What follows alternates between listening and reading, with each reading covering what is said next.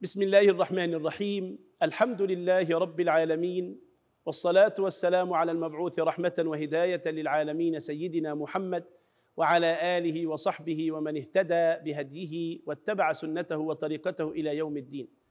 أيها المشاهد الكريم، هذه هي الحلقة الثانية من سلسلة الدين يسر. تكلمنا في الحلقة الماضية عن قاعدة فقهية قعد لها الفقهاء المسلمون العظام، وهي قاعدة المشقة تجلب التيسير.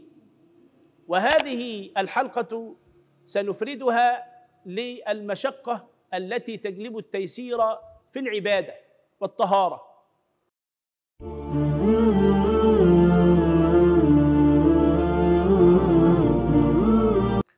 في باب الطهارة يرى الفقهاء أن الله سبحانه وتعالى إنما فرض الطهارة قبل الصلاة، لأنه لا تصح الصلاة دون طهارة.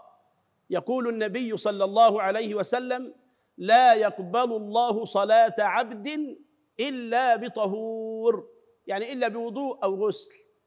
والله سبحانه وتعالى يقول في سورة المائدة وفي سورة النساء: يا أيها الذين آمنوا إذا قمتم إلى الصلاة فاغسلوا وجوهكم وأيديكم إلى المرافق وامسحوا برؤوسكم وأرجلكم إلى الكعبين.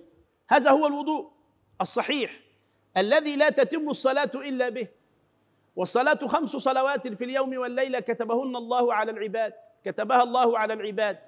إذن لا بد للإنسان أن يتوضأ على الأقل مرة أو مرتين أو 3 عفوا بهذه الصورة التي ذكرها الله في القرآن الكريم. أين المشقة هنا؟ المشقة أن الوضوء متكرر، وأن حياة الإنسان ليست متوقفة على مكان واحد. ربما سافر الإنسان في مكان ليس فيه إلا ماء كثير أيضا، لكنه ماء مالح، ركب البحر، هل يتوضأ من ماء البحر؟ لذلك سأل الصحابة النبي صلى الله عليه وسلم ويقول: يا رسول الله، إنا نركب البحر ونحمل معنا القليل من الماء، فإن توضأنا به عطشنا، أنتوضأ من ماء البحر؟ قال النبي صلى الله عليه وسلم: هو الطهور ماؤه الحل ميتته. المشقة هنا أن الإنسان لا بد أن يتوضأ بماء طهور.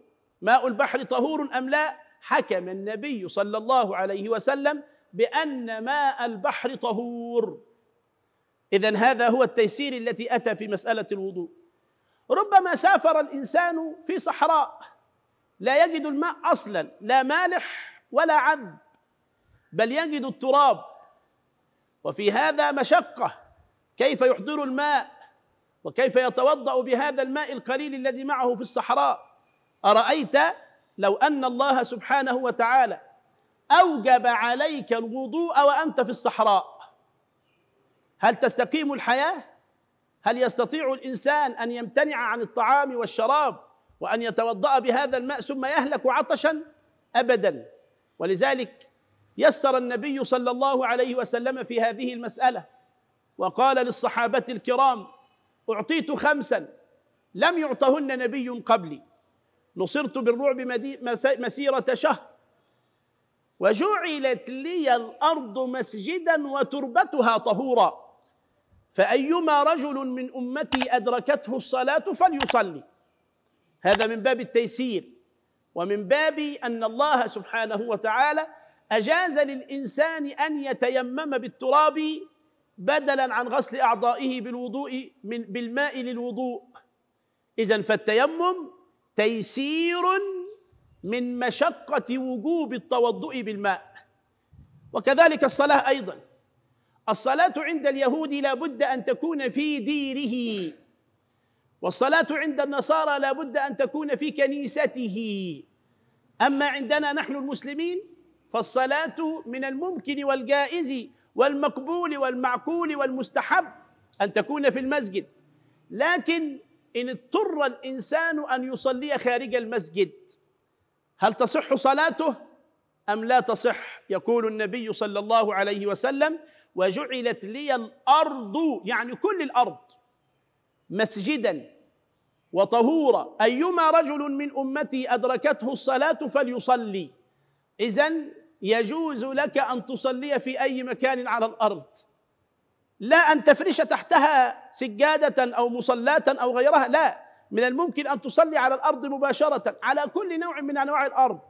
الأرض الرملية يصح فيها الصلاة، الأرض الطينية تصح فيها الصلاة، الأرض الترابية تصح فيها الصلاة، كل أنواع الأرض تصح فيها الصلاة، حتى وإن كان ذلك أو حتى وإن كانت هذه الأراضي ربما كانت يعني طينية أو بها ماء المهم أن توقع الصلاة في أي نوع من أنواع الأرض. هذا أيضا من باب التيسير والتسهيل وليس من باب المشقة. وكذلك في الصيام، المرأة الحامل ربما كانت لا تستطيع الصيام، هذه مشقة لو صامت، تجلب التيسير، يجوز لهذه المرأة أن تفطر وتقضي يوما غير هذا اليوم الذي أفطرت. والمرأة التي ترضع ولدها ربما كان الصيام بالنسبة لها مشقة، يبيح لها الإسلام وييسر لها الإسلام هذه المشقة، فيجوز أن تفطر وهي ترضع وليدها، ويكون هذا الإفطار مقابل قضاء أيام. ولذلك ربنا سبحانه وتعالى يقول: بسم الله الرحمن الرحيم: فمن كان منكم مريضا أو على سفر فعدة من أيام أخر. وكل العبادات كذلك، الإنسان إذا صلى وهو قائم هذا فرض عليه، لكن إن لم يستطع القيام هذه مشقة تجلب التيسير. ما هو التيسير؟ يصلي قاعدا. إذا لم يستطع الإنسان أن يصلي قاعدا هذه مشقة عليه، تجلب التيسير. ما هو التيسير؟ يصلي على جانبه أو قاعدا أو جالسا أو حتى يومئ بعينيه إشارة للصلاة، هذا من باب التيسير. وكما قلنا في الصيام نقول في الصلاة. والحج على المستطيع فقط، ولذلك ربنا سبحانه وتعالى يقول: بسم الله الرحمن الرحيم: ولله على الناس حج البيت من استطاع إليه سبيلا. أنواع العبادات كلها في الإسلام والطهارات كلها في الإسلام فيها من التخفيف والتيسير والتسهيل ما يجعل الإنسان يحب العبادة. ولذلك إذا رجعنا إلى أقوال الفقهاء العظام وجدناهم يقعدوا هذه القاعدة تيسيرا وتسهيلا وتتميما وتحسينا لهذه العملية التي تعتد يعني تكرارها يعد من الصعوبة والمشقة بمكان. هذا هو التيسير والتسهيل في مسائل العبادة. أقول قولي وأستغفر الله لي ولكم، والسلام عليكم ورحمة الله وبركاته.